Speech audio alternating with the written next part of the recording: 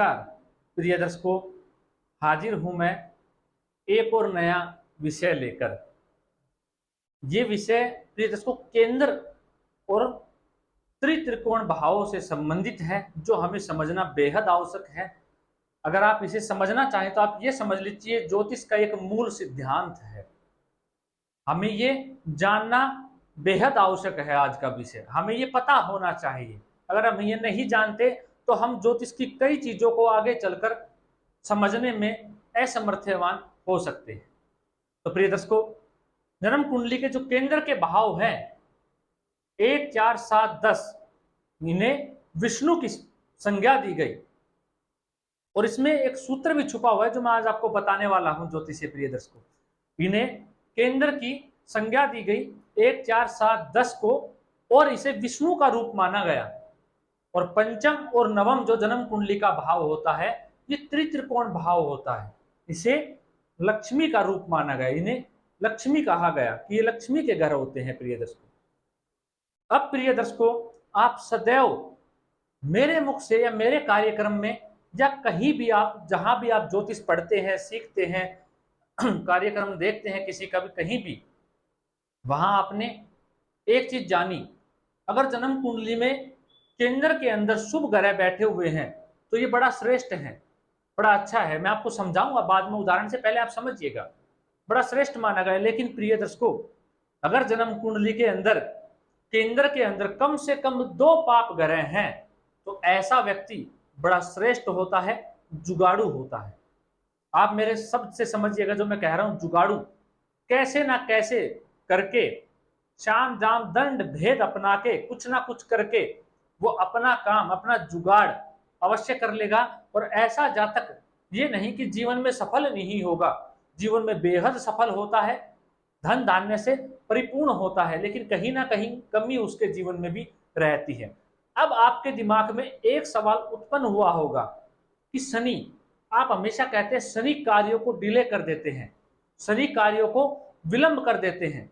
अगर केंद्र के 1, 4, 7, 10 इन भावों के अंदर अगर शनि ग्रह विराजमान है तो आपके काम में विलंबता आ जाएगी, देरी आ जाएगी। ये सत्य है प्रिय दर्शकों। लेकिन मैंने यहाँ पे क्या कहा, 2 पाप ग्रह, वो चंद्रमा भी हो सकते हैं, अमावस्या के, प्रतिपदा के। जब भी चंद्रमा पाप ग्रह बन जाए, आप जानते हैं चंद्रमा कब पाप ग्रह होते हैं, चंद्रमा भी हो सकते हैं। तो ऐसा जातक सफल होगा, अपना हित पहले सोचेगा। अगर आपके केंद्र के भाव में 2 या 2 से अधिक पाप ग्रह हैं तो ऐसा जातक सबसे पहले अपना हित सोचेगा। अपना हित करने के बाद, पहले मतलब आप उदाहरण से समझ रहे, पहले मेरा काम हो, बाकी बाद में। इसमें चाहे कोई भी हो सकता है, स्वयं मैं क्यों ना हूं। अगर पाप ग्रह आपके केंद्र में है 2 या 2 से अधिक, तो ऐसा जातक पहले मेरा काम, बाकी बाद में। और नहीं हो रहा तो जुगाड़ से, लेकिन मेरा काम पहले। तो ऐसा जातक ऐसा होता है। वहीं अगर शुभ ग्रह है केंद्र के अंदर तो ये श्रेष्ठ माना ही गया है प्रिय दर्शकों। तो ऐसा जातक गलत कार्य ना करके, ये ना सोच के कि पहले मेरा हो, तो उसके अंदर स्थिरता आ जाती है, उसके काम के अंदर धैर्यता आ जाती है, और उसके जो चीजें करता है जीवन वो टिकाऊ रहती है, स्थायी रहती है। लेकिन पाप ग्रह होने से स्थायित्व तो नहीं रहता है, कहीं ना कहीं दिक्कत रहती है। अब मैं आपको ये भी समझा देता हूं। अगर आपकी कुंडली के अंदर 2 भावों के अंदर पाप ग्रह है और 2 भावों के अंदर शुभ ग्रह है, या एक शुभ ग्रह है 2 पाप ग्रह है केंद्र में, तो ऐसा जातक ऊहापोह की स्थिति में चला जाएगा, उलझन में, असमंजस में फंस जाएगा। क्या मैं जुगाड़ करूं या ना करूं, या मैं गलत कार्य करूं या ना करूं।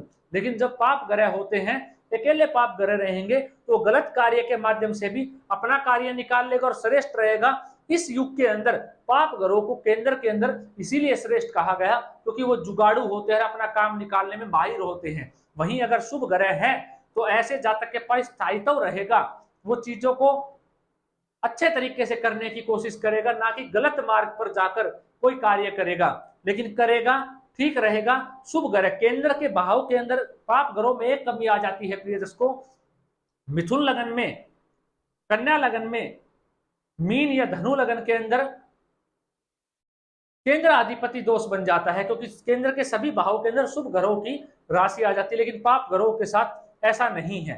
अगर पाप ग्रह केंद्र में जहां बैठते हैं, जिस भाव में बैठते हैं केंद्र के में, वहां से वो शुभता अपने अंदर प्रदान कर लेते हैं, अपने अंदर शुभता ले देते हैं। लेकिन जिस भाव पर वो दृष्टि डालते हैं, जिस भाव के स्वामी होते हैं, वहां पे वो कष्ट देते हैं प्रिय दर्शकों।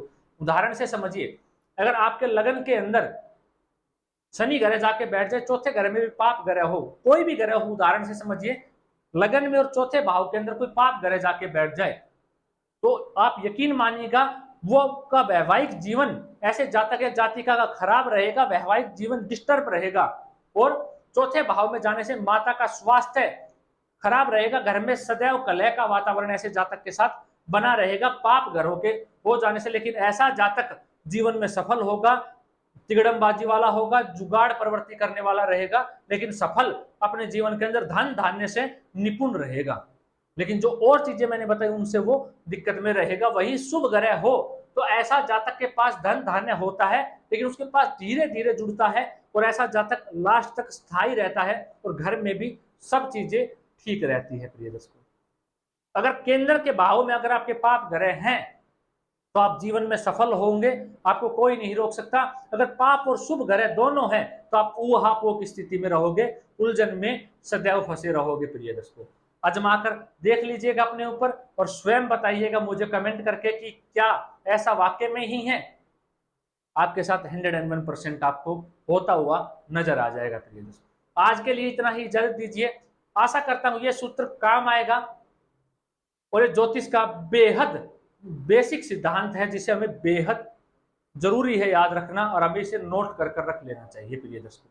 अगर आप ज्योतिष में इंटरेस्ट रखते हो, ज्योतिष में इच्छा रखते हो।